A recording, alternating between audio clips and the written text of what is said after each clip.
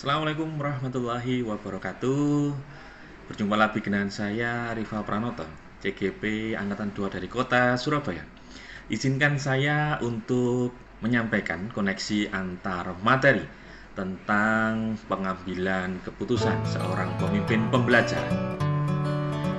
Ada beberapa hal tentang langkah-langkah maupun prinsip yang harus dilakukan oleh seorang pemimpin pembelajaran dalam mengambil sebuah keputusan yang nanti akan berdampak terhadap siswa.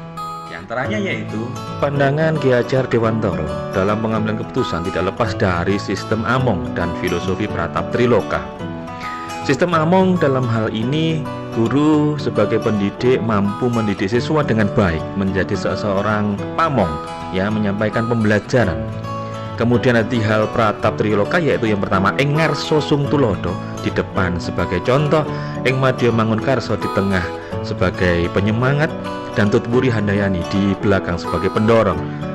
Berarti bahwa seorang pemimpin pembelajaran harus memberikan suri tauladan yang baik bagi orang yang dipimpinnya.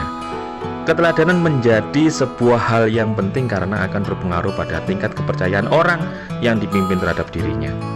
Pemimpin pembelajaran harus mampu membangun kerjasama dengan orang yang dipimpinnya, sehingga diharapkan mampu menjadi rekan sekaligus orang tua di sekolah dan juga mampu menjadikan peserta didik terampil dalam mengambil keputusan yang tepat bagi dirinya.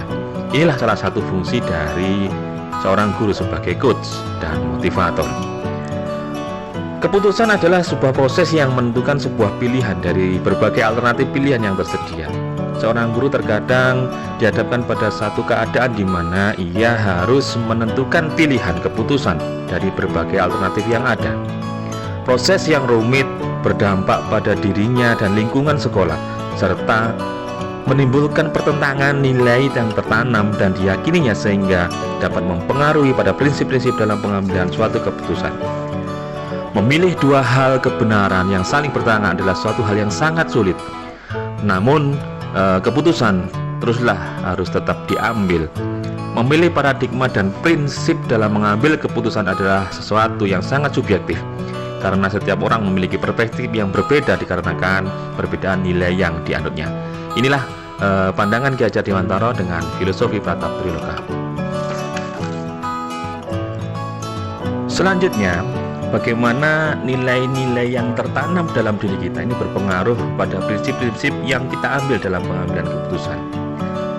Di dalam diri manusia, terutama kita sebagai pendidik, pastilah tertanam nilai-nilai yang baik. Contohnya adalah mandiri, reflektif, kolaboratif, inovatif, dan berpihak kepada murid.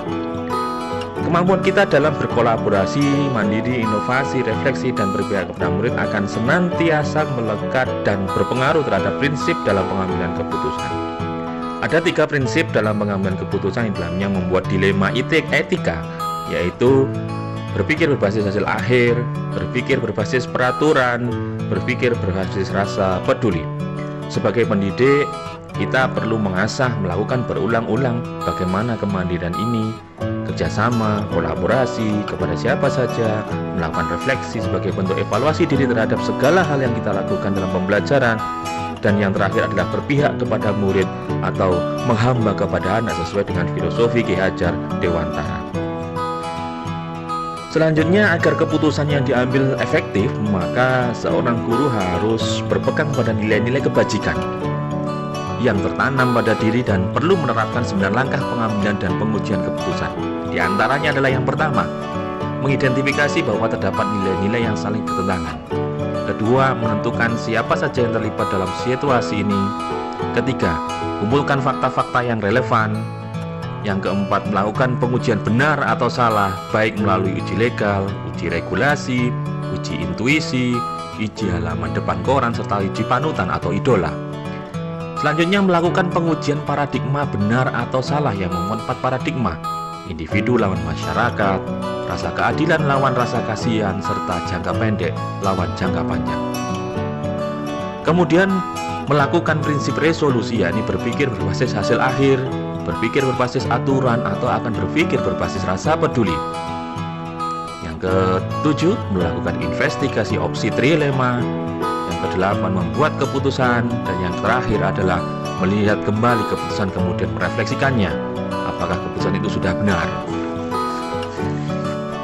Selanjutnya, bagaimana kegiatan terbimbing yang dilakukan pada materi pengambilan keputusan terkait dengan kegiatan coaching yang diberikan oleh pendamping atau fasilitator dalam perjalanan proses pembelajaran kita.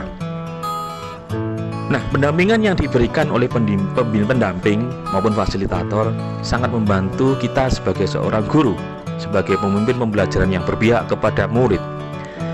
Sebagai coach, guru mampu mengeksplor berbagai solusi yang optimal serta mampu mengembangkan potensi yang dimilikinya. Hal ini akan berdampak kepada pengambilan keputusan, tentunya akan berpihak kepada murid dengan melihat potensi dan kemampuan yang ada pada diri seorang murid. Prinsip coaching bisa diterapkan pada siapa saja, baik kepada murid, teman sejawat, maupun orang lain yang berada di dekat kita. Kita bisa memulai dengan pertanyaan-pertanyaan yang reflektif yang bisa memancing pemikiran-pemikiran kritis dari seorang coach. Apalagi jika permasalahan yang dihadapkan adalah dilema etika, yaitu suatu situasi yang dihadapi oleh seorang di mana dia harus membuat keputusan tentang perilaku seperti apa yang tepat untuk dilakukannya karena berada pada kondisi benar lawan benar. Untuk mengecek apakah keputusan tersebut efektif atau tidak, maka di akhir langkah pengambilan keputusan ada tahapan-tahapan yang namanya refleksi.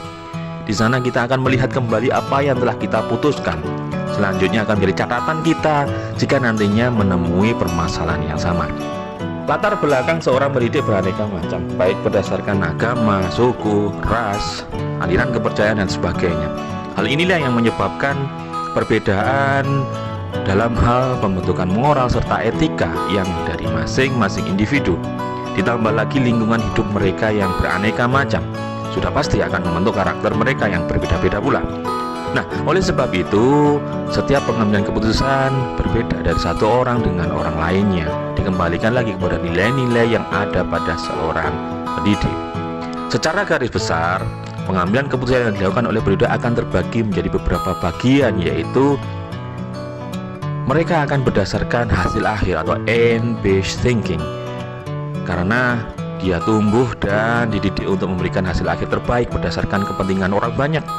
Kemudian ada juga yang berfokus pada peraturan atau tata tertib, rule-based thinking, yang berlaku di lingkungan atau kehidupannya, karena dia diajarkan untuk selalu mematuhi peraturan yang ada.